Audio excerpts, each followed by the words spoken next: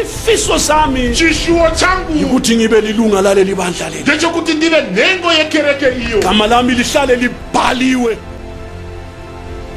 Ungaphathwa okungcolileyo, usabata chakaipa, ungaphathwa okunengekayo, usabata chinoshibisa. Phuma emhlabeni. Ithuba lisesekhona. Kana uchilipo. Ake uzwe. Ngelinye ilanga nelimwe zuba uzahamba wena, newe uchayendawo. ngelinye ilanga nelimwe zuba uzahamba kuja wakaberekwa kuja ungcwelisiwe, wakacheneswa, wembeswe ngamandla kamoya, wakaombekwa nesibarumwe. Ngabazalwane bami, kukumbira zvikuru bandla likaThixo, sangano ramwari, na wake wezwa, kana wakambonzwa, ngiyacela lamhla kuzwe futhi. ndinokumbira uyafuneka phela, newe unodikanwa ka noma unezigwenxa lezo, kunyange unamambesa, kodwa kulalele la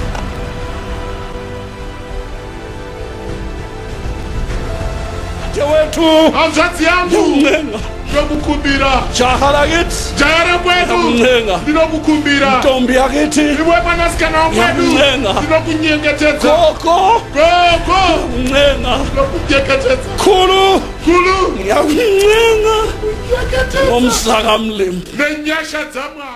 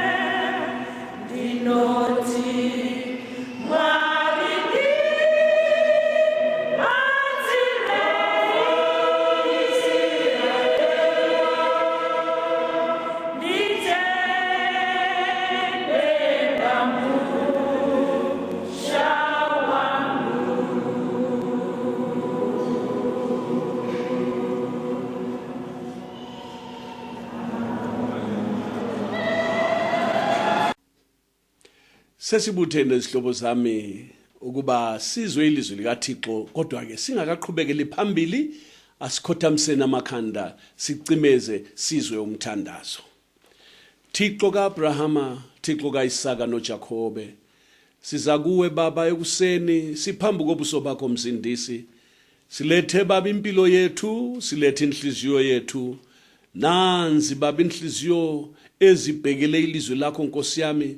Bheka Baba sonke sikhamisile Baba imlomo yomphefumulo wethu Nkosi. Senze Baba njengamazinyane Baba awenyoni Nkosi. Ethi lapho esizwa unina echaya amahlamvu akhamise Baba elindele ukudla. Manje ke siphe ukudla komphefumulo, siphe isinkwa sokuphila. Siphe Baba umphako wendlela ngegama lika Jesu weNazaretha. Baba khuluma Nkosi yami, siyavuma siyakhothamela intando yakho. Sisebenze ngelizwi lakho, nxa silizwa Baba lingene enhlizweni, liufeze umsebenzi Baba opheleleyo. Ngiyabonga Baba ngoba isithembiso sakho sithi izwi lakho kalibuyeli kuwe lingakwenzanga, lingakufezanga, lingakuqedanga lokho olithumele khona. Baba wami nanka amadoda nabafazi, amajaha nezintombi, ogogo nabokhulu sebethe gwaqa Baba ukuzwa izwi lakho. Intando yakho mayenziwe Baba. Sebenze ngelizwi lakho Msindisi. Cela Baba usilungise. Sisezweni elibi, sisemhlabeni omubi, siphile ezikhathini zokugcina Baba. Lapho kona kwandile ezweni, kodwa usithembisile ukusigcina Baba ezweni singathintwa ngokubi. Cela umsa wakho ube nathi Baba. Siyacela lokhu konke ngokukholwa ngegama lika Jesu Kristu Baba. Philisa abagulayo namhla Thixo wami ongakaphenduke uzale kutsha, ungcwelise wembese ngamandla kamoya wengcwele. Ngiyabonga Thixo, sicela konke ngoJesu ominjalo kuze kube phakade. Amen.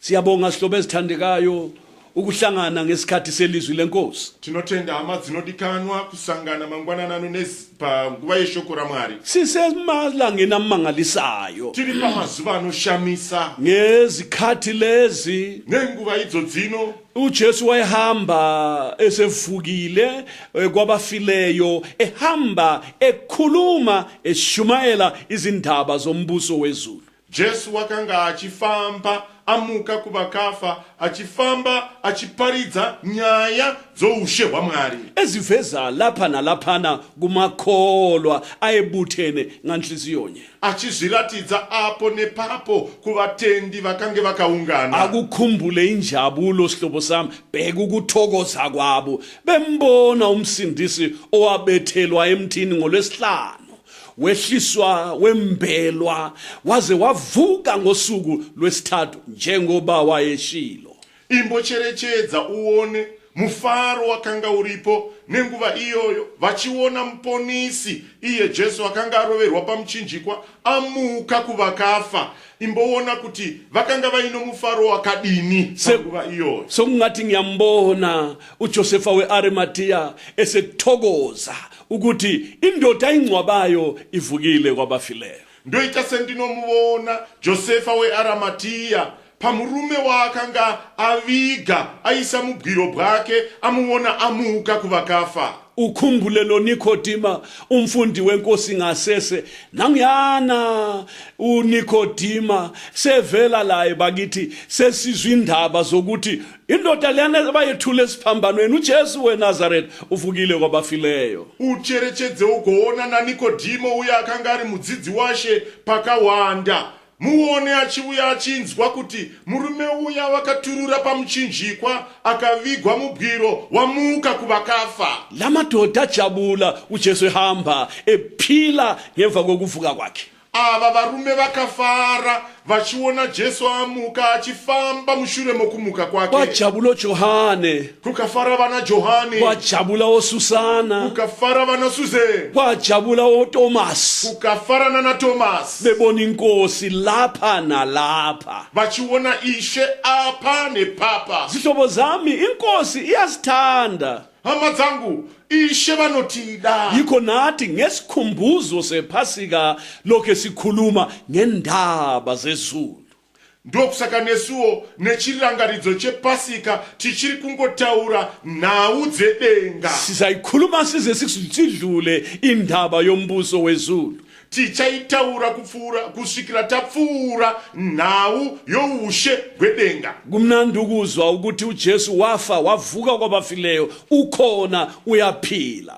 Zvakanaka kunzwa kuti Jesu wakafa akamuka kuvakafa aripo mupenyu. Babe sithi bangabuthana abazalwane emva kokuvuka kwakhe naye wayetholakala esekhona phakathi kwabo. Vaiti vazvarwa vakaungana mushure mokumuka kwake aingokaruka naiye avepo pakati pavo. Kuqinisa ilizwi lakhe kuligcwalisa elithi ngokuba lapho kubuthene khona ababili noma bebathathu ngegama lami ngikhona phakathi kwabo. Achisimbisa shoko rinotiro apo pakaungana vaviri kana vatatu muzita rangu ndiripo pakati pavo. Manje iqiniso nanti chokwadi ndechichi lapho esikhona khona la ipo pano patiri uJesu khona phakathi kwethu. Jesu aripo pakati Lapho khona lapho ipapo pauripa lapho elihlezi khona ipapo pamakagara endlini yenu yona leyo mumba menyu imomo uJesu khona phakathi. Jesu aripo ipapo Ngoba izwi lakhe liqinisile. nokuti shoko rake izokwadi. Angangena phakathi kwethu Akapinda pakati pedu uyasitshela ngendaba zombuso wakaThixo. anotiudza nenhau dzoushe bwaMwari. Insuku lezi Mazuva ano aya usitshela ngesivumelwano esitsha. ari kutitaurira pamusoro pesungano itsva. Hallelujah. Glory to God. Size sibone nalapho esibizelwe khona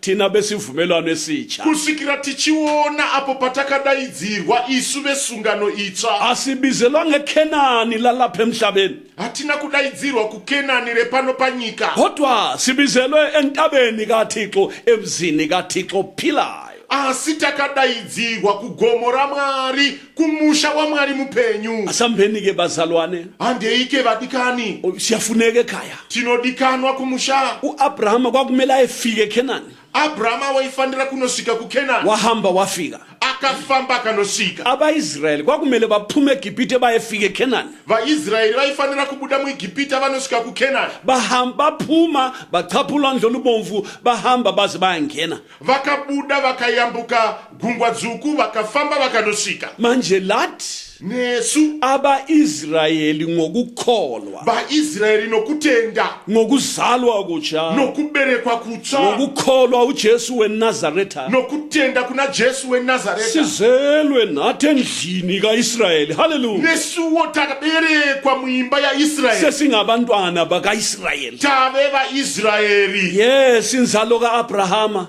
Tiri chibereko chaAbrahama. Amen. Singabahlanganyeli bezithembiso zesivumelwano esitsha. Tiri kusanganirana pachitenderano ichi chitsva. Sesibizelweke kuKhenani elasezulwini, Takadaidzirwa kuKenani rokudenga, eJerusalema elitsha, kuJerusarema idzva, emzini kaThixo ophilayo. mumusha waMwari mupenyu. Zihlobo ezithandekayo, Hama dzinodikanwa, kulabantu madoda ezweni lapha asebaphume ezonweni abaphilela izulu. Amen. kune vanhu pano panyika vakabuda muzvivi vari kuraramira denga. Indaba ngeyeqiniso. Nyaya ndeyazokwadi. uJesu walanda khona lokho Jesu wakavinga izvozvo ukuze achithe imisebenzi kaSathane. kuti aparadze mabasa adhiabhorosi. Uyichithe emadodeni nasebafazini, Anoparadza muvarume nevakadzi. uyichithe emajaheni nasezintombeni. Anoparadza mumajaya nevanasikana. Baphila impilo bengelamsebenzi kaSathane, Vanorarama upenyu vasina mabasa adhiabhorosi. ichithwe nguJesu weNazaretha. Aparadzwa naJesu weNazareta. Iqiniso bazalwane, Zokwadi vadikani. iqiniso zihlobo zami, Chokwadi chivadikani. uJesu Kristu uyasindisa. Jesu Kristu unoponesa. Ungasindiswa, Kana ukaponeswa, ungazalwa kutsha, ukaberekwa kutsva, uyatshintshwa inhliziyo, unochinjwa moyo. ususwa inhliziyo yetshe, Kunobviswa moyo wegwe. ususwa inhliziyo endala, Kubviswa moyo wekare. ufakwa inhliziyo yenyama. Koiswa moyo wenyama. Haleluya. Nenhliziyo entsha Nomoyo mutsva. nomoya omutsha. Nomweya mutsva. Haleluya. Glory to God. uThixo ke abeseloba izithembiso imithetho yakhe ezibhebheni zenhliziyo entsha. Mwari ochinyora mirayiro yake mumawendefa emoyo uyu mutsva. wena ubusugcina izahlulelo zakhe uzenze. Iwe wochichengeta zvipupuriro zvake wozviita. uJehova kuhambisa emthethweni yakhe. Jehovha vochikufambisa pamitemo yake. Sihlobo esithandekayo, Hama dzinodikana. uma umuntu ekukristu Kana munhu ari muna Kristu umuntu omutsha wave chisikwa chitsva owakuqala kudlulile, zvekare zvapfuura. bheka konke kwenziwe Tarirai kumusha. zvose zvava zvitsva. ake sizwe ngalo umuzi lo Ngatimbonzwai nezvomusha uyu. namhla Nasuno uthixo usiphathele indaba emangalisayo, Mwari vati unzira nyaya inoshamisa nendaba yencwadi yokuphila, nenyaya yogwaro roupenyu. incwadi yokuphila. Gwaro roupenyu. uthixo usilethelela lapha indaba emangalisayo. Mwari wati unzira nyaya inoshamisa. le ndaba ke Nyaya iyi umlimi uzasitshela ngayo kuseni. Mwari vachatiudza nezvayo asiphathe mangwanani. namabhayibhile ethu sonke Ngatitorei mabhaibheri edu tose. siye ku Sambulo chapter 21 Tinde pana zvakazarurwa 21 verse 27. paverse 27. Isambulo 21 verse 27. akuyi kungena nanye into embi neyenza okunengekayo nokubi, kuphela abalotshiweyo encwadini yokuphila yewundlu. Verse 27.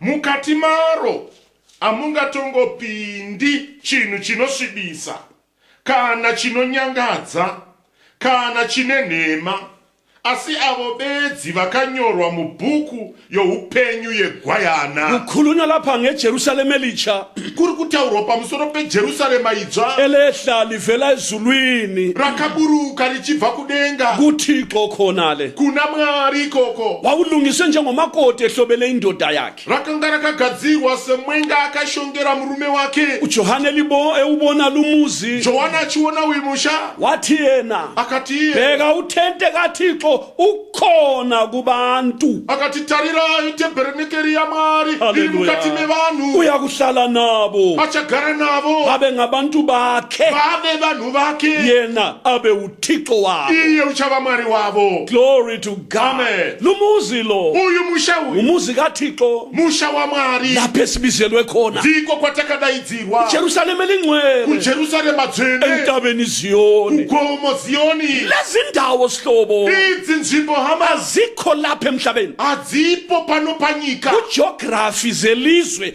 akukho lezi ndawo lezi. Kugeography yenyika ino hadzipo. kuma atlas adrowe ngabantwana babantu ayikho indawo le.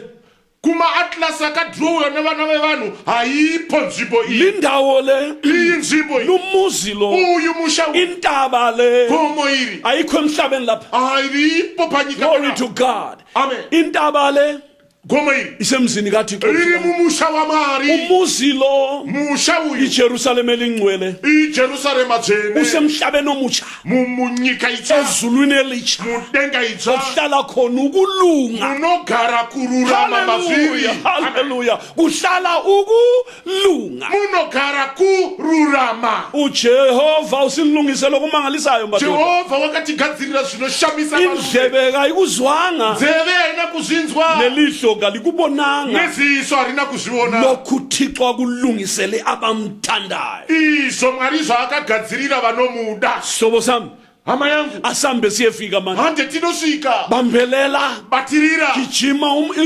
ibanga lakho mhanya danho rako size siyefika. tinosvika. asambe siyebona izinto lezi. Hatiende tinoona zvinhu izvi. asambe sihlobo sami, asambe Hande hama yangu tinosvika. brother, bambelela siyefika lapha Mudikani batirira tinosvika apa. emzini kaThixo lo, Mumusha waMwari. indawo emangalisayo Inzvimbo inoshamisa. ehlala ukulunga. Inogara kururama. kuyamangalisa lokho. Zvinoshamisa izvi. Yes. ukulunga kuyahlala Kururama kunogara phakathi komuzi. mukati moguta. This is wonderful. Izvi zvinoshamisa.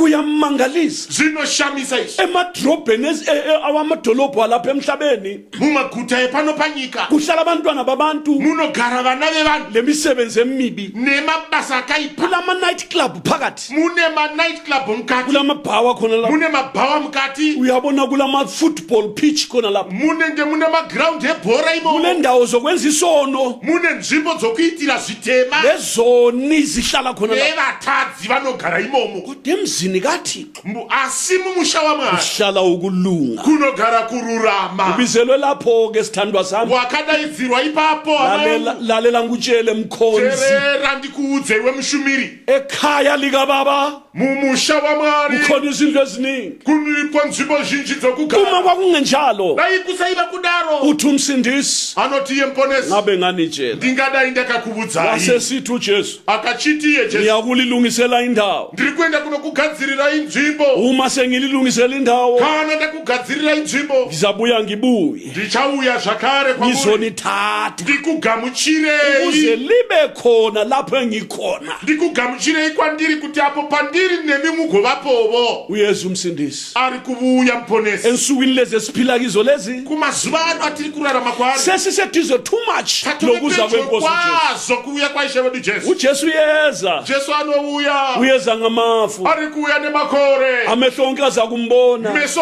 ose achamuona lezi zonke ziyakulila ngaye nemarudzi ose achachema naba bamgwazayo bazambona nevakamubaya vachamuona woza nkosi Jesu woyai mambo jesu uThixo usibizele emzini wakhe ishe vatidaidzira kumusha wavo yiwe sizwa ngawo lapho ndo watiri kunzwa nezvavo pana ukuthi phakathi kwawo kuti mukati mavo uhlala ukulunga munogara kururama sifunde futhi verse 27 kati dzidzei zvakare verse 27 akuyi kungenya nane into embi neyenza okunengekayo nokubi kuphela abalotshiweyo encwadini yokuphila yewundlu mukati maro hamungatongopindi chinhu chinosvibisa kana chinonyangadza kana chine nhema asi avo bedzi vakanyorwa mubhuku youpenyu yegwayana avo bedzi lavo kuphela kodwa labo kuphela avo bedzi abalotshwe kulincwadi vakanyorwa mubhuku iyi incwadi le bhuku iyi eyodwa iyo yi-1 incwadi yokuphila bhuku youpenyu yewundlu yegwayana akula ncwadi emhlabeni lapha ele title yona leyo hakuna bhuku hakuna gwaro runozita iri abantwana babantu babhala amabhuku baze babhala ama-encyclopedia kodwa zwana ngutshele leli bhuku lela alikho ezweni la alibhalwa isandla somuntu leli bhuku yincwadi yokuphila eyewundlu likaThixo iwundlu likaThixo nguJesu weNazaretha vana vevanhu vanonyora mabhuku pano panyika vanyore kusvikira vanyora nemacyclopedia vapedze asi apa pane iyi bhuku iri kutaurwa panapa haina kunyorwa nomunhu yakanyorwa noruoko rwaJehovha ndeyamwari haisiye pano panyika ndeikoko emzini kaThixo kumusha wamwari akuyi kungena nto embi akuzopindi nechinhu chimwe neyenza okunengekayo kana inoita chinosvibisa lalela mzalwane othandekayo inzwa mudikani unodikanwa nawe sihlobo ongakasindiswa newe hama usati waponeswa nawe ungakazalwa kutsha newe usati waberekwa kutsha ubizo luphumele nakuwe futhi rudano rwabudira nekwauri uyavunyelwa nawe unotenderwa newe ukubuzwa ubizo kuti unzwe rudano yikho kuchunyayelwa kanje ndokusaka kuchiparidzwa sei na kuchunyayelwa kana kuchiparidzwa uThixo uyabiza mwari glory to vanodaidza God hallelujah amen ukuchumayela kuparidza yikubiza izwe lonke libizelwe emzini lo kudaidzwa nyika yose ichidaidzirwa kumusha uyu kodwa asi indlela osabela ngayo nzira yaunodavira nayo yiyo yekwenza ufanele kumbe ungafaneli ukungena lapha emzini lo ndiyo inokuita kuti ufanire kana kuti usafanira kupinda mumusha uyu umuzi lo musha uyu kuthiwa lapha ilizwi likamlimi zvanzi apa neshoko raMwari akukenyi nanye into yenze ukubi akungatongopindi kunyange chinosvibisa nokwenza okunengekileyo nechinoreva nhema. umuzi ngokaThixo musha ndewaMwari. lalela bruru wami inzwa hama yangu, ungabizelwe emzini womuntu omkhulu ukadaidzwa kumusha womunhu mukuru awuhambi ngeoverall auende neovhorosi awuhambi ngamapatapata auende ukapfeka mapatapata wenza something unoita chimwe chinhu ukuthi uyafika emzini lo kuti unosvika pamusha uyu, wenkosi musha wamambo kumbe induna kana kuti ndichief kumbe here cabinet minister kana kuti ndiminista kumbe here ubizelwe state house kana kuti wadaidzwa kustate house wenza olunye lutho man unoita chimwe chinhu ngesimo sakho nechimiro chako. lingafika ilizwi kana shoko rikasvika ukuthi uyafuneka estate house kuti unodikanwa kustate house kumbe uyafuneka endlini yenduna kana kuti unodiwa kumba kwamambo kumbe endlini ethile kaking kana kuimba yakati kuti Hoho. yamutongi. uyazi Unoziva wena iwe ungena emsebenzini omangalisayo unopinda pabasa rinoshamisa, uyageza unogeza, umkakho akuwatshela impahla mudzimai wako akuwachire mbasha ziayinwe dziayinwe, uxubha amazinyo ukweshe mazino, usheve indevu ube mhle usheve nendebvu nake. nxa uzithanda uzikame kahle zibukeke kana uchidzida unodzikama zvakanaka dzioneke zviro zvakanaka, ulungise ikhanda ukame ugadzire nomusoro ukame, ngoba mafuta uzore mafuta, fake nothayi yakho uise netai yako, thatha isitatulo sakho wasithengelwa ngumntana wakho utore nebhutsu yako yawakatengerwa nomwana wako usifake lapha enyaweni uchiisa patsoka dzako. ya Wonke ngoba usithi nokuti unenge uchiti ngiyafuneka ngale ndinodikanwa uko, usithi wena uchitiwe utshela nabantwana bakho utaurire nevana utshele vako, nomakhelwane udze nambovakidzani, noma kufika ifoni kunyange ukasvika foni isithi ngifuna ukuzokubona ngemva kwe-hour uchindoda kuzokuona mushure meawa iri, uyabaxolisa man aiwa unovakumbira ruregerero, uxolo aiwa ndiregererei, angila sikhathi sokukumelela handina nguva yekukumirira, ngibiziwe mina ndadaidzwa ngiyafuneka ngale mzini omkhulu ndinodikanwa kumusha mukuru womunhu Uyabona mukuru. ke? Unobona uyazilungiselela unozvigadzirira, walele ukukhuluma labantu urambe nokutaura nevanhu ofuna ukuthi ngimelela vanoti ndimirire, uthi hayi unoti kwete ngibiziwe ndadaidzwa, nempahla uyatshintsha nempatya unochinja, uphume emzini wakho umangalisa ubude mumusha wako uchishamisa, osendleleni okumisayo ari mudzira anokumisa awufuni ukumbheka aumtarisi, othi mana sikhulume anoti mhira titaure, uthi cha unoti kwete ngijahile ndiri kumhanya, othi yenza bakuphambukele lapha anotitsaukira pano, uyachinga wena unochinga uthi urambe uzangiphuzisa uti aiwa unondinonotsa, ngibiziwe ndadaidzwa.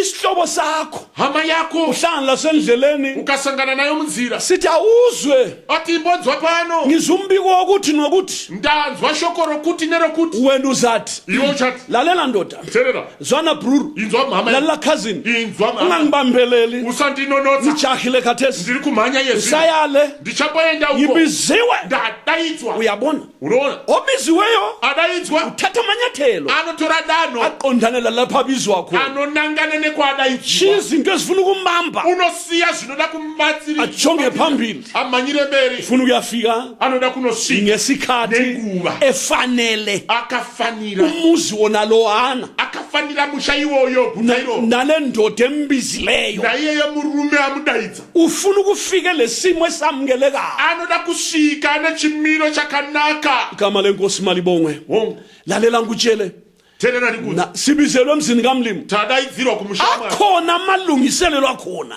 riri ari gadziriro acho okumele umuntu angene kuwo elapha emhlabeni lapha ekuti munhu unofanira kupinda maari Hallelujah. magadziriro iwayo ari pano panyika, kumele uphenduke ezonweni unofanira kutendeuka pazvivi, uphenduke sibi utendeuke chaizvo, uchibilike utendeuke ufulathele izono ufuratire zvivi, ufulathele umhlaba lezinto zawo ufuratire nyika nezvinhu zvayo, phose phansi isono ukade phasi chivi usiyekele uchiregedze bese usuke ezweni lobumnyama wochibuda munyika yerima ngomphefumulo nomweya wako ulandela ubizo uchitevera rudano oluse Calvary ruri pa Calvary oluse Golgotha ruri pa Golgotha ngoba nemhaka yokuthi uJesu Kristu weNazaretha Jesu Kristu weNazaretha ubabize seGolgotha lapha abafela Glory to khona God anovadaidza ari pa Golgotha paakavafira kumele abantu bafike khona la vanofanira kunosvika ipa haleluya Amen. izwe lonke nyika yose kumele lifike eGolgotha inofanira kunosvika pa lapha sifela Golgotha khona paakatifira nxa ufika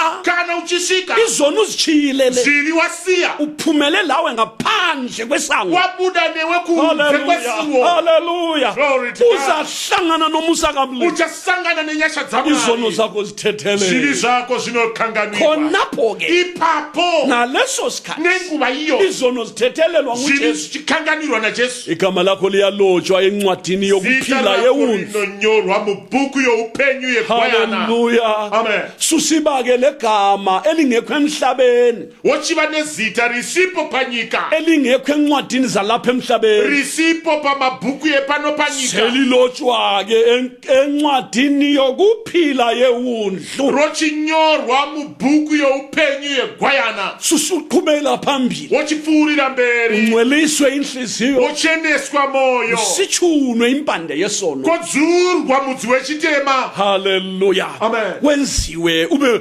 ngcwele wochiitwa uva mutsvene ungcweliswe wocheneswa ukungcweliswa kana wacheneswa bese kukuvezela imisebenzi engcwele wochikubudisira zvibereko zvemabasa matsvene suphilela inkosi lapha emhlabeni wochiraramira ishe uri pano panyika kuthi ukumfuza uThixo lokhuyana okwawa ensimini yase-Edeni kubuyiselwa emphefumulweni wakho kotiti manje kutodza mwari kwako kuya kwakadonha mumunda weedheni kochidzorerwa mukati muupenyu hwako ngobuso nechiso ufana loyihlo wakafanana na baba kodwa vako ngomphefumulo nomweya umfuze uThixo ngobungcwele obesiminya wochitodza mwari noutsvene hwazvokwadi igama lenkosi malibonga zita rashenga ritendwe xa usunjalo-ke kana wadaro susebenza ukulunga wakushanda kururama igama lenkosi malibonga zita rashe ritendwe ngoba nemhaka emzini kaThixo lo mumusha wamwari akungeni into enengekayo akupindi chinosvibisa asizwe futhi ngatinzwei zvakare akuyi kungena nanye into embi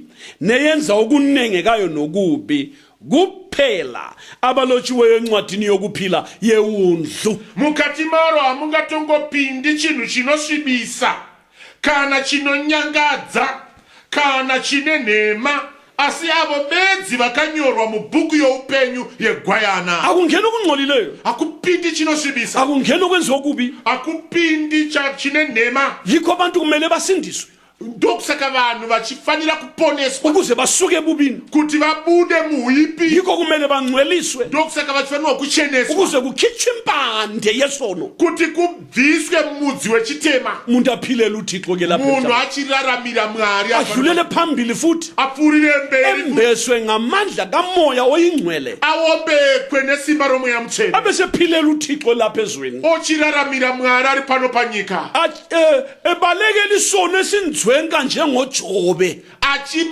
achitiza chitema achichinzvenga saJob Job waphila esizukulwaneni esibi akararama pachizukuru chakaipa isono sivamile emhlabeni chivi chakazara panyika kodwa asi wayesinzwenga uJob wakanga achidzenga asimthintanga isono achina kumbata Job waba ngcwele akava mutsvene walunga uJob akarurama Job zihlobo zami hama dzangu waphila emhlabeni wonalo akararama panyika iyo inoi waba ngcwele akava mutsvene uyamuza umuntu ophilela uThixo unomunzwa munhu anoraramira mwari phila khona lapha ezweni elibi anorarama aripo pano panyika kodwa yakaipa enziwe abe ngcwele asi aitwe ave mutsvene otsene ngokuzehlukanisa yena ozitsaura iye ngoba nemhaka yokuthi ubizelwe emzini kaThixo ophilayo adayidzirwa mumusha wa Mwari muphenyu yebo wongu yekela sigcizelele lindaba wongu tinofanira kuisipisa ngoba iye injongo yokuza kwenkosi uJesu nokuti ndicho chinangwa chokuuya kwashe wedu Jesu Kristu ukuthi azothatha abantu lapha kuSathane kuti azotora vanhu kuno kwa Satani ababuyisele kuThixo avadzorere kuna Mwari uThixo abantu ngabakhe bonke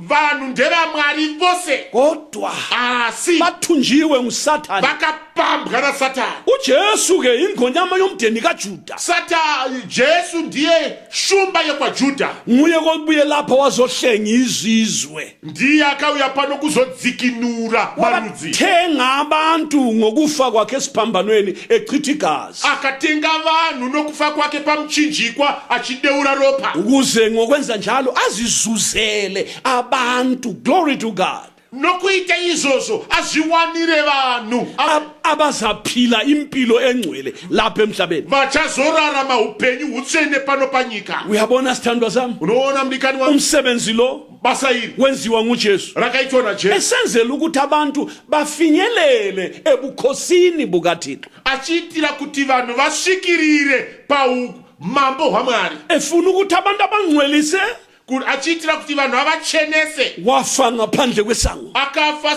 kunze kwesuo yikho lathi nesu esimkhonzayo tinomushumira ngasiphumele ngaphandle kwesango siye kuye khonale ngatibudei tiende kunze kwesuo tiende kwaari asimlandeni madoda esiphambanweni ngatimuvingei pamuchinjikwa umhlaba kawusale madoda nyika ngaisare varume inhlalo yelizwe kayisale magariro enyika ngaasare impilo echwabheneyo kayisale upenyu hwakamunyana ngahusare impilo emabalabala kayisale upenyu hune mavara hahusare imisebenzi yonke yobubi mayisale mabasa ose ezvakaipa ehuipi ngaasare makristu bantwana bakaThixo vana vaMwari asiphumele kuye ngaphandle kwesango ngatibudei tiende kwaari kunze kwesuo siye egazini likaJesu weNazaretha tinosvika paro parashe wedu Jesu Kristu lisihlanze richinatse lisenze sibe mhlophe tivitiite tive vakachena singabi nento embi tisava nechinhu chakashata ngoba uKristu nokuti Kristu ufuna ukuzivezela yena anoda kuzvibudisira iye ibandla kereke elingcwele tsvene elingelavala risina kana chinosvibisa uyazi elingenachata risina kana ruvara elingenambimbi risina kana chinhu chakadari elingenanto enjalo risina kana chinonyangadza leli bandla iro risangano amalunga alo nengo dzaro glory to God Amen. amalunga leli bandla manhengo dzevanhu dzesangano ngabantwana babantu vana vevanhu abaphume ezweni vakabuda ngendlela munyika yokuphenduka nemutovo wokutendeuka basebezalwa kutsha vakachiberekwa kutsva benziwa babe ngabantwana bakaThixo ngendlela yokuhlanzwa ligazi likaJesu esiphambanweni vakachiitwa vana vaMwari nenzira yokushambidzwa neropa raJesu Kristu rakabuda pamuchinjikwa ozalwa kutsha anoberekwa kutsva olotshwe encwadini yokuphila anyorwa mubhuku youpenyu sesiba lilunga lebandla leli lingabonwa ngamehlo ochiita nhengo yekereke iyi isingaonekwi nameso glory to God amen kule bandla likaThixo elingabonwa ngamehlo kune kereke yaMwari isingaonekwi nameso kule bandla likaThixo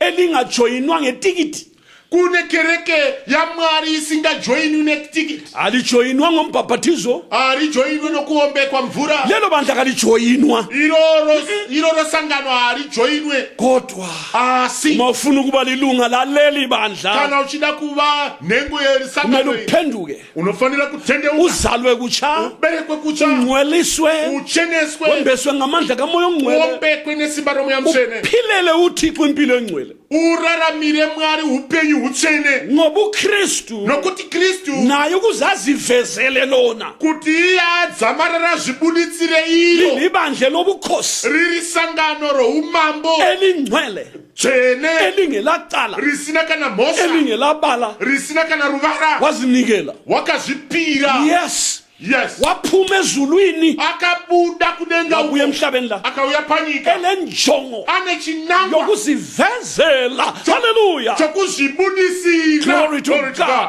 Azivezele Azvibudisire yena. iye pachake Alivezwa ngabafundisi, aribudiswe nabafundisi alivezwa ngabaprista, aribudiswe nabaprista alivezwa ngababhishophi labomen of God. aribudiswe namabishop namamen of God. Leli bandla leli, Iri sangano this invisible church of God, iro risangano risingaonekwi raMwari. uJesu uyazivezela yena. Jesu anozvibuditsira iro. Amen. Amen. Kusiba yikuzinikela komunye nomunye okhonzayo. Zvichiitwa nokuzvipira kwomumwe nomumwe anoshumira.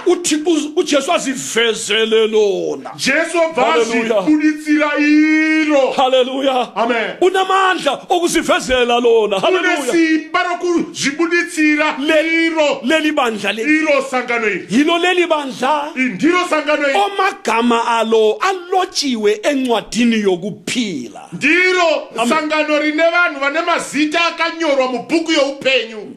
Sihlobo sami, Hama yangu, lokhu kudlula ukuba lilunga lechechi yakho, izvi zvinopfuura kuva nhengo yekereke yako. lokhu kudlula ukuba lilunga lebandla lakho. Izvi zvinopfuura kuva nhengo yesangano rako. Lalela sithandwa sami, Teerera mdikani wangu. akulwise ukuba lilunga lebandla leli elingabonakaliyo, ibandla elingcwele elivezwa nguKristu. Amen. Imborwisa kuti umbove nhengo yekereke iyi isingabonekwi, iri nhengo yakanangana noushe hwokudenga. Amalunga akhona, Nhengo dzacho, amalunga akhona amanye so nhengo dzacho so dzimwe yiwe sizwe ngawo ngolesibili, ndo vatakanzwa nomusi wechipiri nangolesihlanu, nomusi wechishanu. imoya abangcwele abapheleleyo, Mweya yevatsvene vakakwana omagama abo alotshiwe ezulwini. vane Glory to God. mazita avo akanyorwa Hallelujah. kudenga. Amen. Yibandla lamazibulo. Ikereke yamatangwe. Khathesi sikhuluma nje, Tichitaura kudai abanye babo vamwe vavo basuka emhlabeni la vakabva pano panyika bakhona lekhaya, vari ikoko kumusha, baseparadise, vari kuparadise, balindele lapha thina esingakahambi. vakarindira vari pano vasati vaenda, Hallelujah. Bamile khonale, vakamirira ikoko, basilindele khonale. vakatimirira ikoko. Ngelinye ilanga Nerimwe zuva uzahamba wena, newe uchaendawo, ngelinye ilanga nerimwe zuva uzahamba nami. ndichaendawo nemi. Isifiso sami Chishuwo changu ukuthi ngibe lilunga laleli bandla leli, ndechokuti ndive nhengo yekereke iyo, gama lami lihlale libhaliwe zita rangu rigare rakanyorwa encwadini yokuphila yewundlu. mubhuku youpenyu yegwayana. Kuqakathekile Zvinokosha ukuthatha iqiniso ukuthi igama lakho lihlala libhaliwe encwadini yewundlu. kutora chokwadi chokuti zita rako rinogara rakanyorwa mubhuku youpenyu yegwayana. Uma ungenzi ukona, Kana ukaita zvakaipa, uThixo uyakucisha, Mwari anokudzima. uJesu uyakucisha khona le. Jesu anokudzima ikoko. Lalela bruru, Inzwa ama, lapha kakula favor lapha apa hapana feva apa. endaweni lezi zikamlimu. Panzvimbo idzi dzaMwari, uThixo kanaki isimo somuntu, Mwari haatarise chimiro uThixo chomunhu. kabheki babruru babantu, Mwari haatarisi ubhururu hwevanhu. uThixo kabrayipho amadoda, Mwari haabatiswe chifumba muromo. uThixo ukhangela ubungcwele bakhe. Mwari anotarisa utsvene bwacho. Jehova uyingcwele, Jehovha mutsvene, uThixo uyingcwele man, Mwari mutsvene, ugcina ubungcwele bakhe. anochengetedza utsvene Yiphezulu bwake. emzini wakhe kungangeni into nye ezokubi. Ndokusaka mumusha make musingapindi kana chinhu chimwe chinoita zvakaipa. Mzalwane, Hama yangu, ungenzi okubi. usaita zvakaipa. Jaha, Jaya, ungenzi okubi. usaita zvakaipa. Entombi, Eiwe mwanasikana, suka ebubini. buda pachakaipa. Zigcine Zvichengete. umhlophe, ungenabala, ungenambimbi, ungenanto enjalo. Wakachena, usina ruvara, usina kana chakadaro, usina kana chinonyangadza. Ungamoneli uThixo. Usatadzira Mwari. Exodus Kuna Exodus chapter 32. 32, Exodus Exodus chapter 32. chapter 32, Exodus. Sifike khona masinyane. Tisvike ipapo nokukasika. Exodus 32. Exodus 32. Sizwe isimanga lapha. Tinzwe chishamiswa. AbaIsraeli bamonela uThixo endleleni, balungisa isithombe sabo. vaIsraeri vakatadzira Mwari munzira vakagadzira chitombe chavo besiya eKenani wezwa vachienda kuKenani vinonzwa bengabasivumelwano esidala vari vesungano yekare sonesiyane sasingakhiphi okufuna ukwenza isono iyo iya sungano yakanga isingabvisi chinoda kuita zvivi bamonela uThixo vakamutadzira Mwari bazilungisela ithole vakazvigadzirira mhuru ngamaringi abo lamacici lamabangles namaringi avo nemhete dzavo nemabangles bazibazela uThixo wabo vakazvigadzirira Mwari wavo bamonela uThixo vakamutadzira Mwari uThixo wathi ngiyabasusa ke encwadini yami Mwari akati ndakuvabvisa parugwaro rwavo lalela ke ivesi le chiterera ivhesi wathi ke verse 31 uMosi wabuyela kuJehova wathi awu laba bantu bonile isono esikhulu bazenzele oThixo ngegolide Moses akadzokera kuna Jehovha akati haiwa vanhu ava vakatadza nokutadza kukuru vakazviitira vamwari vendarama kepha kalokho uma uthethelela ukona kwabo kodwa uma ungabathetheleli akungikhiphe encwadini yakho oyilobileyo zvinodai muchivakanganwira henyu zvivi zvavo asi kana musingadi henyu ndidzimei pabhuku yenyu yamakanyora verse 33 uJehova wathi kuMose owonileyo kimi ngiyakumkhipha encwadini yami Jehovha vakati kuna Moses uyo wakanditadzira ndiye wandichadzima pabhuku yangu swana indaba esabekayo chinzwa nyaya inotyisa khona lemvale ikukuya sure uko kubantwana bakwaIsrayeli kuvana vaIsraeri uThixo uthi Mwari anoti owonileyo kimi watadza kwandiri owonileyo kimi akatadza kwandiri uyezisona ukuthi kasifuneki unonzwa kuti chivi achidikani owonileyo kimi atadza kwandiri uthi uJehova lapha Jehovha vanoti ngiyakumkhipha encwadini yami ndichamudzima pabhuku yangu uyezwa unonzwa kule ncwadi le kune tsamba iyi pane bhuku iyi incwadi le bhuku iyi ngekamlimu ndeyamwari ngekaThixo ndeyamwari ayisiyo yabafundisi ayisiye bafundisi le ncwadi iyi bhuku incwadi yokuphila ibhuku yeupenyu incwadi yewunsu ibhuku yegwayana kubhalwa amabizo abantu abangawoniyo kunonyorwa mazita evanhu vasingatadzi bamba khonapho bata ipapapo kubhalwa amagama abantu abangoniyo kunonyorwa mazita evanhu vasingatadzi uThixo uthi Mwari anoti owonileyo kimi ngiyakumkhipha encwadini yami Jehovha akati kuna Mozisi uyo wakanditadzira ndiye wandichadzima pabhuku yangu esihlobo sami hama yangu qaphela ke cherechedza ufuna ukuyafika ezulwini unoda nosvika kudenga ufuna ukuyafika emzini kaThixo unoda nosvika muguta raMwari qaphela cherechedza ungoni usatadza ungoni usatadza ungenzi ukona usaita zvakaipa suka ezonweni buda pazvakaipa bonke ababiza igama lenkosi vose vanodana kuzita rashe mabadele ukona ngavabve pakusarurama let them depart from iniquity ngavabve pakusarurama let you depart from iniquity ngavabve pakusarurama depart from iniquity ibva pakusarurama depart from iniquity ibva pakusarurama ungaona ukatadza igama lakho liyasuswa encwadini zita rako rinodzimwa mubhuku yaMwari alikhitshwa ngumdikoni wakini aribviswe nomudhikoni wekwenyu likhitshwa nguThixo uqobo rinobviswa naMwari pachavo uthi uJehova Jehovha vanoti owonileyo kimi uyo wakanditadzira ngiyamsusa encwadini yami ndiye wandichadzima pabhuku yangu lalela sihlobo sami tevera hama yangu isono chivi masingatholakala empilweni ngachirege kuwanikwa paupenyu bwako yikho igazi likaJesu uyalidinga brother ndosaka zvichitsvakika kuti utsvake ropa raJesu uyalifuna mzalwane wami unorida ropa raJesu sondela kuye uJesu sondela kuna Jesu akuhlanze kukho konke ukungcola okomzimba nokomoya akushambidze pakusviba kwose kwomuviri nokwomweya. uyalidinga igazi likaJesu Unoritsvaka ropa raJesu lihlanze okubi, rinoshambidza lisusa amabala wonke, rinobvisa mavara ose, lisusa imbimbi zonke, rinobvisa chinhu zvakashinyangadza zvose, lisusa ukuchwabhana kwempilo, rinobvisa kunyangara kwose kweupenyu, likwenza ube mhlophe. rikuite uve wakachena. Kodwa Asi ngumsebenzi wakho ibasa rako wokuzahlukanisa lelizwe. rokuzviparadzanisa nenyika. Yes, Wongu hlala ezweni gara panyika kodwa ino, ungaphathi into yakho. asi usabata zvakaipa. Phila lapha emhlabeni alright. Rarama pano panyika Nxa zvakanaka inkosi isafuna uphile, kana Mwari achiri kuda kuti urarame. kodwa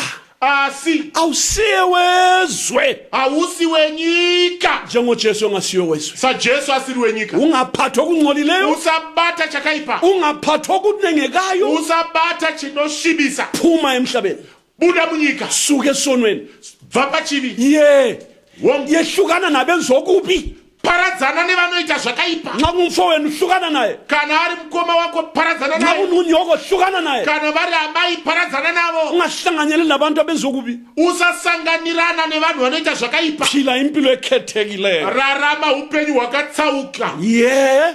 Wongu Ubiziwe wena, wakadaidzwa iwe, ubiziwe brother, wakadaidzwa iwe, uzebe kutsha, wakaberekwa kutsva, ungcwelisiwe, wakacheneswa, wembeswe ngamandla kamoya. wakaombekwa nesimba rimwe mutsi, Ubiziwe wena, wakadaidzwa iwe. umuzi kaThixo ukumelele ngani. Musha waMwari wakakumirira, Indawo yakho ikhona ezulwini, nzvimbo yako iriko kudenga, ikithi lisezulwini, musha wedu uri kudenga, lapho esibheka khona ukuza nokuvela kwenkosi uJesu. uko kwatakatarira kuuya kwomuponesi wedu Jesu Kristu. Kodwa kuyafika khona madoda, Asi kunosvika ikoko kufuna abazidelayo, kunodikanwa nevakanozviramba, abazinikelayo enkosini, vanozvipira kuna She, abahlanzwa ligazi likaJesu, vanoshambidzwa neropa raJesu, benziwe mhlophe. vocheneswa. Yebo ke, Wongu abagcina amagama abo bewagcinisa ekhona encwadini yokuphila, vanochengetedza mazita Yes, my avo brother. arimo mubhuku youpenyu, ngokuphila impilo engcwele, nokurarama upenyu hutsvene, ngokuphila impilo ejabulisa uThixo. nokurarama upenyu hunofadza Mwari. Vele sihlobo sami, Wongu vari hama dzangu, akudingi ukuthi ujabulise omunye ubhururu la. zvagara hazvitsvaki kuti Hai. ufadze mumwe hama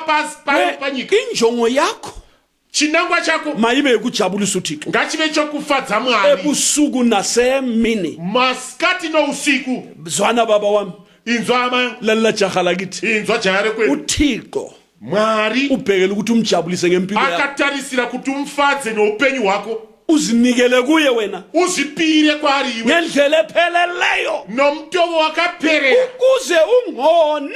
kuitira kuti usatadza. Sengikhumbula ilizwi lana kumazwi ahlakaniphileyo, Ndochirangarira mashoko aya kuna Proverbs. kuthiwa khona, Zvanzi izvo, ndodana yami nxa izoni zikuyenga ungavumi. mwanakomana wangu, kana vakaipa vatadzi vachikunyengera usabvuma. Ungavuma Ukabvuma uhambele zoni, ufambe nevatadzi, wenza izono zabo, uite zvivi zvavo, uhlanganyele labo emsebenzini emibi. usanganirane navo pamabasa akaipa. Nansi ingozi, Hei ngozi, igama lakho liyacitshwa nguThixo. zita rako rinodzimwa pabhuku Loba yaMwari. abafundisi bakho bengakwazi ukuthi wenza okubi, Kunyange vafundisi vako vasingazvizivi kuti waita chakaipa, noma umfowenu engakwazi ukuthi wenza okubi, kunyange mukoma wako asingazivi kuti waita kodwa chakaipa, uThixo uyakubona. asi Mwari anokuvona. Akukho nto edajiliweyo engabonwayo nguye. Hakuna chinhu chakasikwa chisingaonekwi naye. Konke kwambuliwe, Zvose zvakafukurwa, phenyiwe emehlweni akhe, zvakafukurwa pamberi pake, esiya kuzilanda kuye. chinosvika kwaari. Uyabona sihlobo sami, Unoona hama yangu, ungavumi, usabvuma, phila impilo engcwele, rarama chene, lalela ukuthi umele uphile njani. terera kuti unofanira kuti urarame sei. AbaseRoma 12, Kuna vaRoma chapter 12. haleluya. AbaseRoma chapter 12, gijima ke sifunde lapha sihlobo sami, Ngatidzidze apa hama yangu. haleluya. AbaseRoma chapter 12 verse 1 and 2. Pana verse 1 na verse 2. Ngiyanincenga ngalokhu bazalwane, hawu bakithi, Naizvozvo ndinokumbira zvikuru kwamuri, hama dzangu bedwe. ilizwi likamlimi likhuluma amazwi amangalisayo. shoko ramwari rinotaura mashoko anoshamisa. ngiyanincenga ngalokhu bazalwane. Naizvozvo ndinokumbira zvikuru kwamuri hama dzangu. Namhla kuseni Nasi makuseni awungizwe nawe namhlanje. imbondinzwawo neni nasi makuseni. Ngiyakuncenga ngalokhu mzalwane. Ndinokukumbira nasi mangwanani ngenxa yeZulu, nokuda kwedenga, ngenxa yeJerusalem elitsha, nokuda kweJerusalema itsha, ngenxa yomuzi kaThixo ophilayo, nokuda komusha wamwari mupenyu, ngenxa yencwadi yokuphila yewundlu, nokuda kwebhuku youpenyu yegwayana, ngenxa yeJerusalem elitsha, nokuda kweJerusalema ngenxa itsha, yeZulu elitsha, nokuda kwedenga itsha, ngenxa yomhlaba omutsha, nokuda kwenyika itsha, ngenxa yokubona uThixo, nokuda kokuona mwari, ngenxa yokuyabona uJesu, nokuda kokunoona Jesu, ngenxa yokuyabona umoya kaThixo. nokuda kokunoona moya wamwari. Ngiyakuncenga sihlobo sami. Ndinokumbira zvikuru Bazalwane, vadikani hama ngiyalincenga lonke mose, ndinokukumbira zvikuru lonke lingizwayo khathesi ngiyalincenga ngegama likaJesu. mose munondinzwa iye zvino, ndinokunyengetedza, ndinokukumbira izvikuru ngenxa yalezi zinto zombuso wezulu. nokuda kwezvinhu izvi zvoushe hwokudenga. Alright, kathi ungela ndaba lakho kulungile. Zvakanaka, wanga usina mhaka nazvo, zvakanaka. Kulungile kathi uziphilela impilo yobuchapha ungela ndaba lakho, kodwa zwana brother. Zvakanaka wanga uchizviraramira upenyu hwoufende, asi inzwa hama Namhla kuseni nasi makuseni awuzwe lapha. imbonzwa apa. Ngiyakuncenga, Ndinokukumbira zvikuru, ngiyakuncenga mzalwane. ndinokukumbira mdikani, Ngenxa yalezi zindaba zasezulwini, nokuda kwenyaya iyi yedenga, ngenxa yendaba yokuphila okuphakathi, nokuda kwenyaya youpenyu husingapheri, ngenxa yendaba yokuyafika emzini kaThixo ophilayo. nokuda kwenyaya yokunosvika kumusha wamwari mupenyu. Ngiyakuncenga mzalwane, Ndinokukumbira mdikani, ngiyakuncenga mntu omtsha, ndinokukumbira mutsva, ngiyakuncenga ngomsakamlilo. ndinokukumbira nomnyasha dzamwari.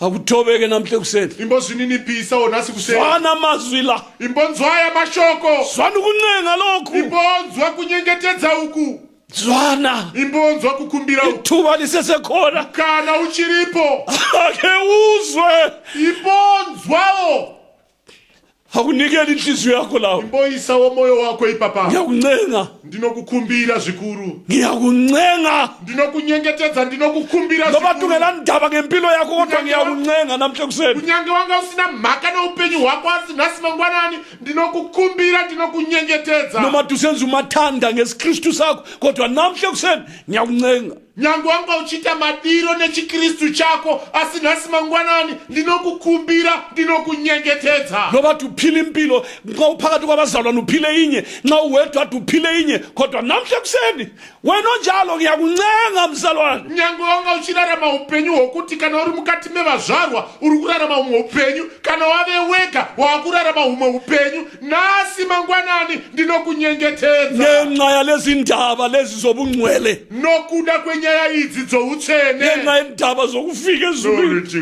God. Nenyaya dzokusvika kudenga, ngenxa yendaba zokuyabonana noThixo, nenyaya dzenyaya yekunosvika kunoonana namwari, ngenxa yendaba yokuyafika eJerusalem elitsha. nemhaka yekuda kunosvika kujerusarema itsva. Akungizwe please, Boditswa, ngiyakuncenga, ndinokukumbira, ndinokunyengetedza, ngiyakuncenga ekuseni, ngiyakuncenga. ndinokunyengetedza. Akuzwe lokho, Glory to God.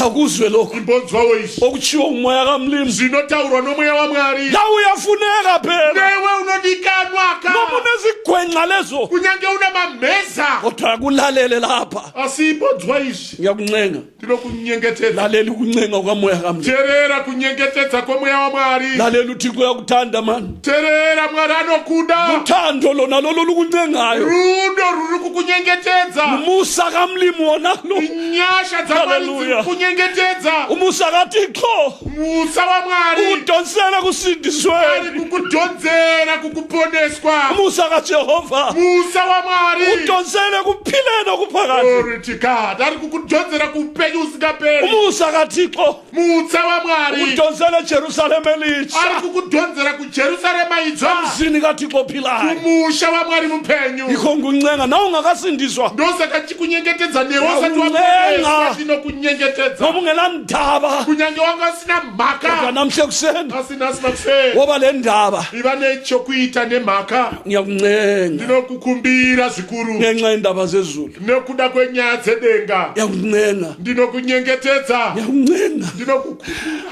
umsakamlimu ndinokukumbira namhle kuseni uyakuncenga nasi mangwanani ndinokukumbira ngenxa yendaba yokufika ekuphileni uphakathi nokuda kwenyaya yenhau yokusvika kuupenyu husingaperi ngenxa yendaba yokubona umuzi kaThixo madoda nokuda kwenyaya yekunoona musha waMwari bandla likamlimi abelingizwe sangano raMwari ndinzwei ngiyalincenga madoda ndinokukumbirai varume ngenxa yobizo esabizwa ngalo lokuya emzini kaThixo nokuda kworudano rwatakadaidzwa narwo rwokuenda kumusha waMwari ngenxa yobizo esabizwa ngalo siphume ezonweni sisindiswa ligazi likaJesu nokuda kworudano rwatakadanwa narwo rokubuda muzvivi tichishambidzwa neropa raJesu ngiyakuncenga namhle kuseni ndinokukumbira zvikuru nhasi makuseni namhla kukhangela izinto ngalindlela etshiwo libhayibhili nhasi imbotarira zvinhu nouri mutomo unotaurwa nebhaibheri haleluya glory to God akuthatha umphefumulo wakho imbotora mweya wako ufake lapha ebhayibhilini umbouyisa pabhaibheri ufake emazwini kaThixo umboyisa pamashoko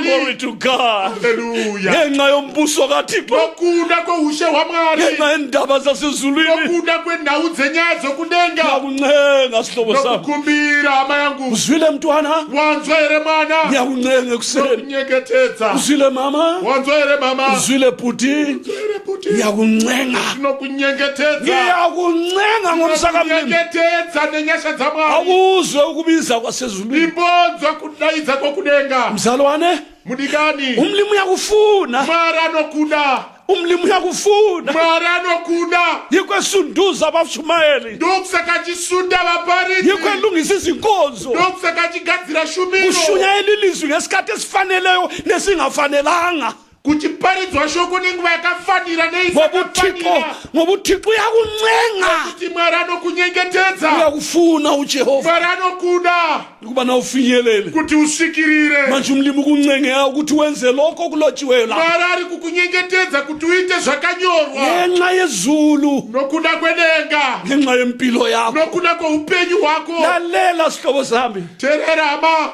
uThixo yena urayithi usezulwini ungcwele Mwari akanaka ari right ari kudenga mutsvene uThixo kadingi kuyafika ezulwini kukhonane vele Mwari hatsvaki kudenga nokuti ariko kudhara kodwa wena nami asi iwe neni nguwafunekayo isu tinodikanwa yithe sifunekayo ebukhosini bukamlimi isu tinodikanwa yithe kukubhinya kwaMwari sidingakalayo ukuthi siyefika emzini kamlimi isu tinotsvakika kunosvika pamusha waMwari ikumlimi esitshela izinto afuna sizenze ndokusaka Mwari achitiudza zvaanoda kuti tiite moya kamlimi uthi wona ngiyakuncenga namhle kuseni mweya waMwari unokuti nhasi ndinokunyengetedza ngiyakuncenga ndinokukumbira zvikuru ngiyakuncenga ndinokukumbira zvikuru ngiyakuncenga bazalwane bami ndinokukumbira zvikuru bandla madikani likaThixo sangano raMwari nawake wezwa kana wakambonzwa ngiyacela lamhla kuzwe futhi ndinokumbira nhasi imbonzwa futi nawake wezwa kana wakambonzwa kodwa namhla kuzwe futhi nhasi imbonzwa futi ngiyakuncenga mzalwane ndinokukumbira zvikuru dade wethu hanzvadzi yangu ngiyakuncenga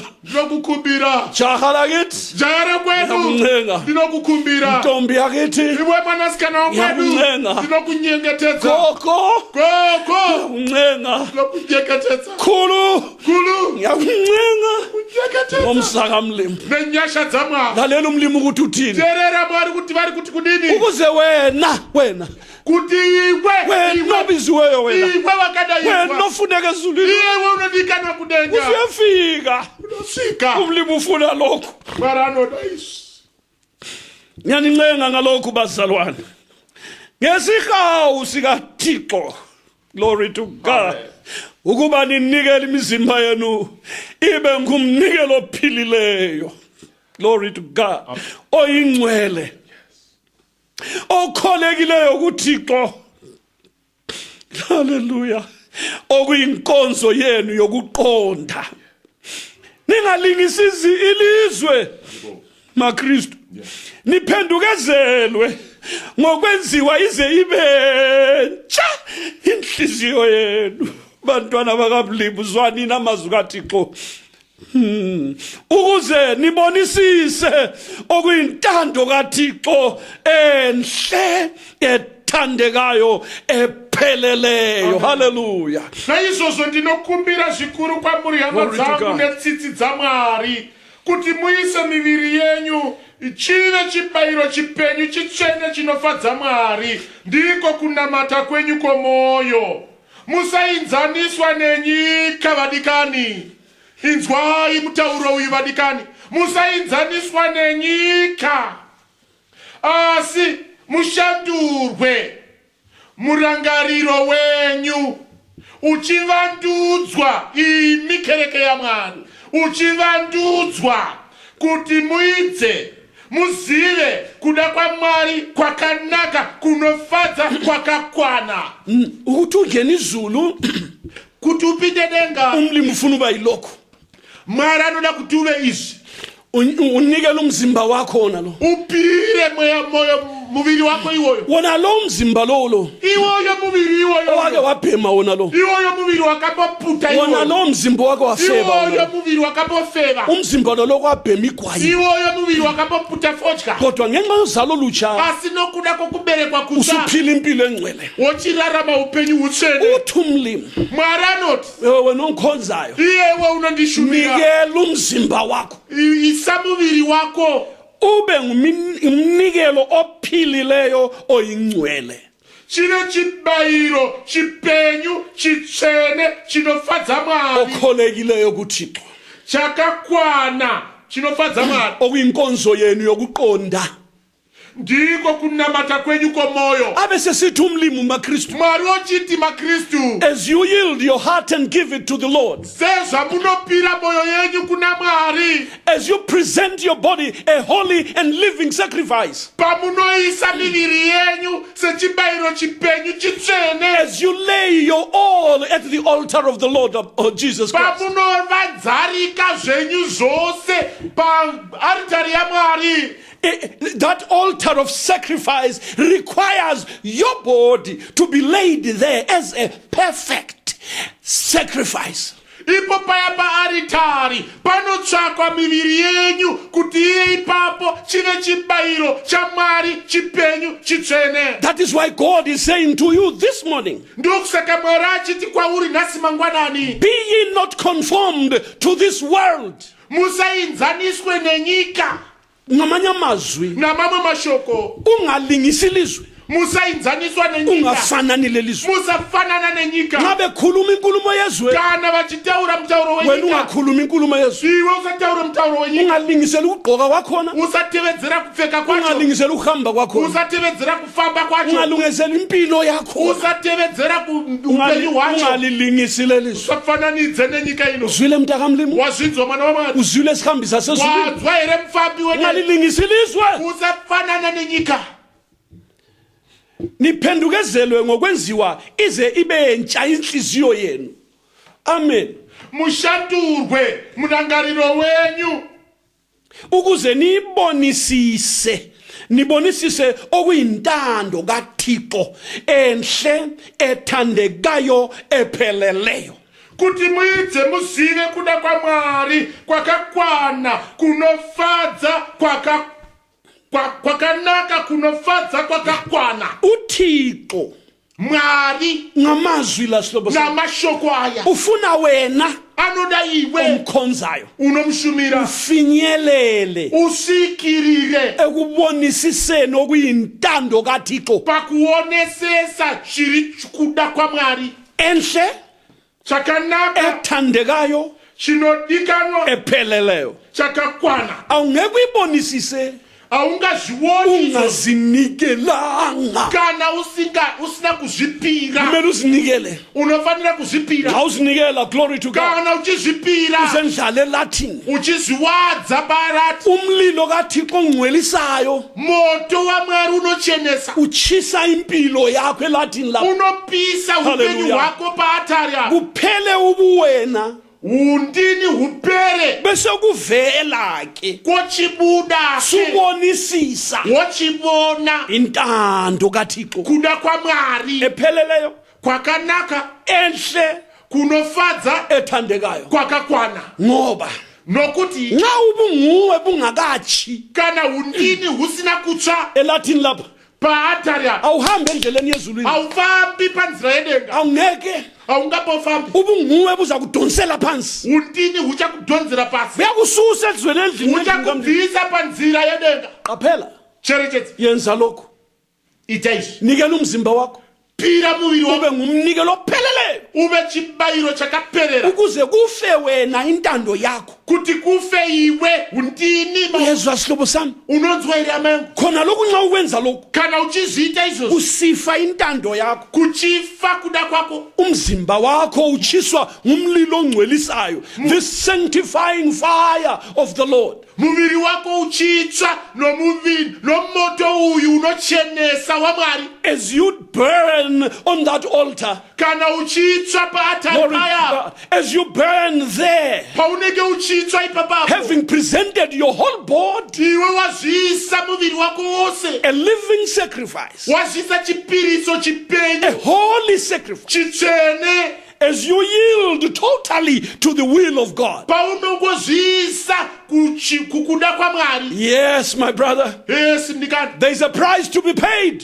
pano muripo There is a price that you must pay. muripo ipapapo Growing in Jesus is never easy kukura muna jesu hazvisi nyore because there is a price to be paid. nokuti pano muripo unofanira kuripwa As you lay on that altar of sacrifice, paunongorara paatari paya yechipiriso as you yield your life on the altar of sacrifice, paunozviisa paatari yechipiriso as it burns you, paunotsva and as you consecrate yourself deeper and deeper to the Lord.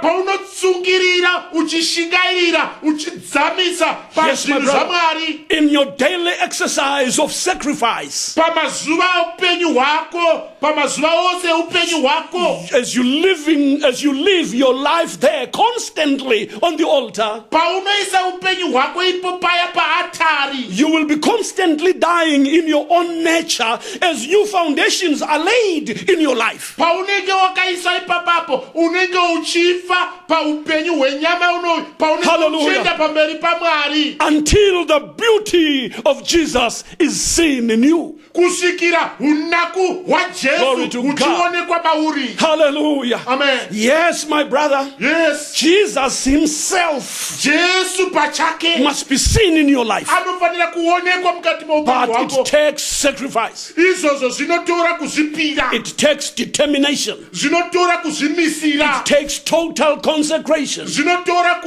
kushingairira Uzinikela upheleleyo kuzvipira kwakaperera uyakufikisa entandweni kaMlungu. zvinokusvitsa pakuda kwamwari Ulapha emhlabeni la. uri pano panyika Lalela ngutshele. teerera tikudze Nxa impilo iselathini, kana upenyu huri paatari akulasikhathi sokunyeya, hapana nguva yekunyeya akulasikhathi sokudlala, hapana nguva yekutamba akulasikhathi sokwenza izono. hakuna nguva yekuita zvivi Uyasithatha ngaphi leso sikhathi? nguva iyoyo unoitora kupi Angithi impilo yabo isitshelethini. handiti upenyu hunenge hwatsva paatari Uyasithatha ngaphi? konotora kupi Nxa kusifa intando yakho, kana kwafa kuda kwako kusifa ubunguwe. kana kwafa undini Glory to hwako God. Kuphuma lapha. Hallelujah. Ubungcwele besiminya. kunobuda utsvene hwazvokwadi apo Uyakuzwa lokhu mzalwane? unozinzoerapo Nxa uzendlala kuThixo, kana uchizviwadza nxa kuna mwari uzinikela enkosini, kana uchizvipira kuna nxa mwari uchiya umhlaba, kana uchisiya nyika nxa uvala izinto kana zezwe, uchivhara zvinhu zvenyika ya nxa uzisunduzela kude nawe, uchizvisundidzira kure newe uzilalisa wena elathini lapha. Hallelujah. uchizvivatisa iwe paatari apo Umlilo kaThixo ongcwelisayo uyavutha phezu kwakho. moto wamwari unochenesa unopisa pamusoro pako Bese kuvela ke, glory to God. Bese kuvela ke Glory to God. ubungcwele obuhlanzisiswe ukudlula igolide elihlanziswe la kakhombisa. roti kuchibuda utsvene hwakashambidzika kupfuura utsvene hwakanzverwa kanomwe Kupfuura goridhe rakanzverwa kanomwe. glory to God Nxa uthe wena wazinikela ngempilo yakho, ngenhliziyo yakho, ngomoya wakho wonke, haleluya, kuzavela lapha ilunga lebandla leli this invisible church of God, whose names are written in the Lamb's book of life. Kana uchinge wazvipira, wazviswededza, paatariwa pachabuda nengo yekereke yemunhu uyu ari kutaurwa pakereke iyi yaMwari. Igama lakho ke Zita rako alikucishwe encwadini, arizodzimwi pabhuku, kodwa asi ungadlala brother, ukatamba hama. lalela ngutshele sihlobo sami, Mira tikudze hama. ungadlala lapha kuThixo la, Ukatamba apa pana Mwari, liyacitsha igama lakho, rinodzimwa zita rako, kodwa uzangenelana engozini leyo sihlobo sami. uchapindire pangozi yama. Nanti ithuba ekuseni, Yoyu mkana mangwana, nansi isikhathi esihle, khathi esiso hey nguba yakanaka Yesu, esokuzisondeza, yokuziswededza, esokuzinikela, yokuzipira, esokuzikhalala, yokuziramba, esokuziphosela elathi, yokuzikandira pata, without reservations. pasina kana chinokubatirira. Zinikele man, Zvipire, kube kanye, zvive kamwe chete, ulunge zvirukwane, kube kanye, zvive kamwe, uhlanzwe unatswe, phelele. kwaniswe. Fanele uyangena kulona umuzi, okungangeni khona nanye into eyenza okubi nokunengekayo.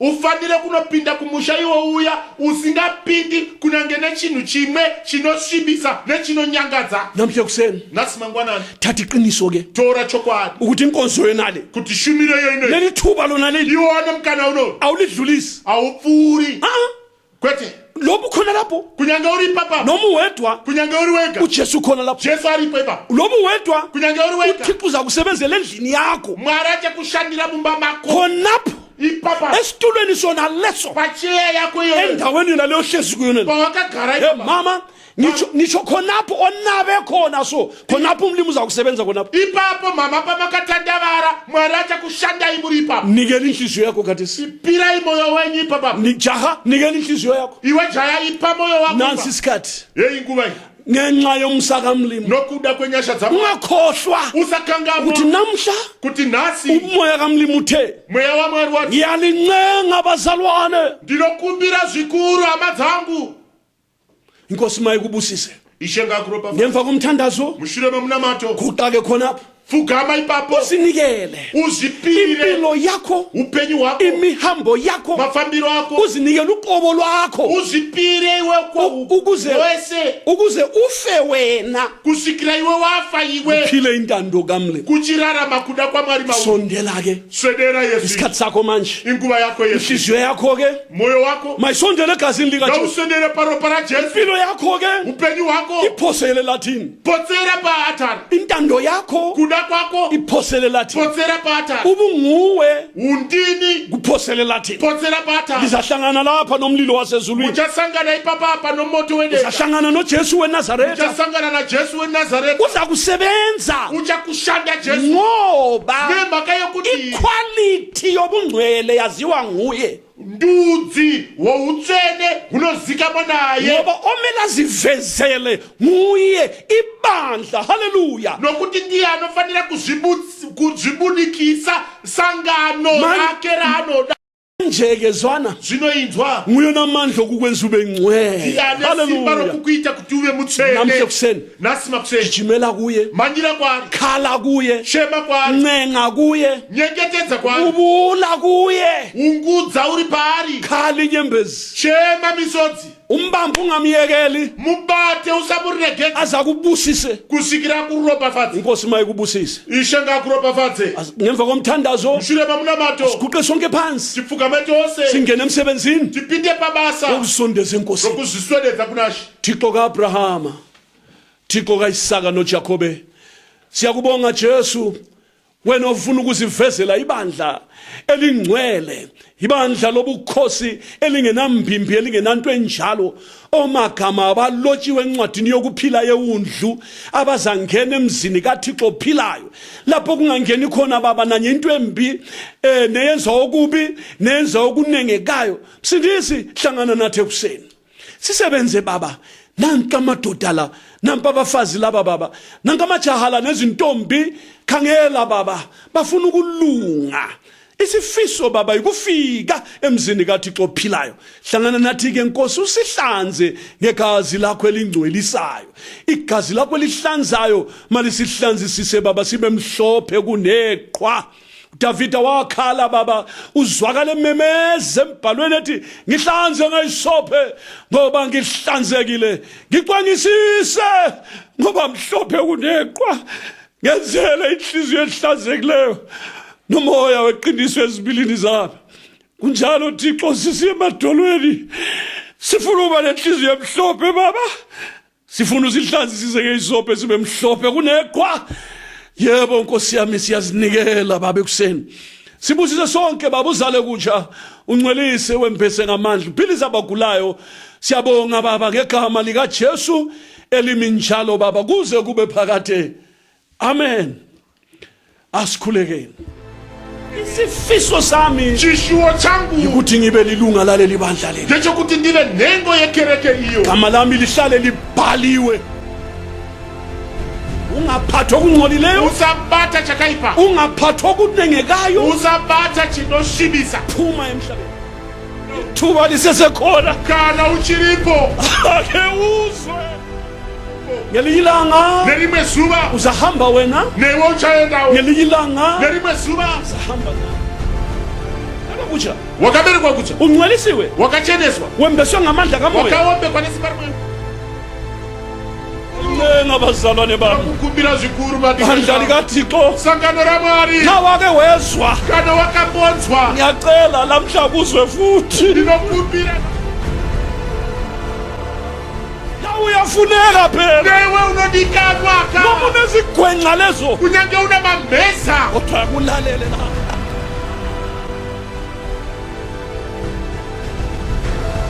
Ate wethu hanzvadzi yangu uncenga ndinokukumbira, jaha lakithi jaya kwedu uncenga, ndinokukumbira, ntombi yakithi iwe mwanasikana wekwedu Nyakuncenga. ndinokunyengetedza, gogo gogo uncenga, ndinokunyeketedza, khulu khulu ngiyakuncenga nyeketedza ngomsaka mlimbi. nenyasha dzamwaba.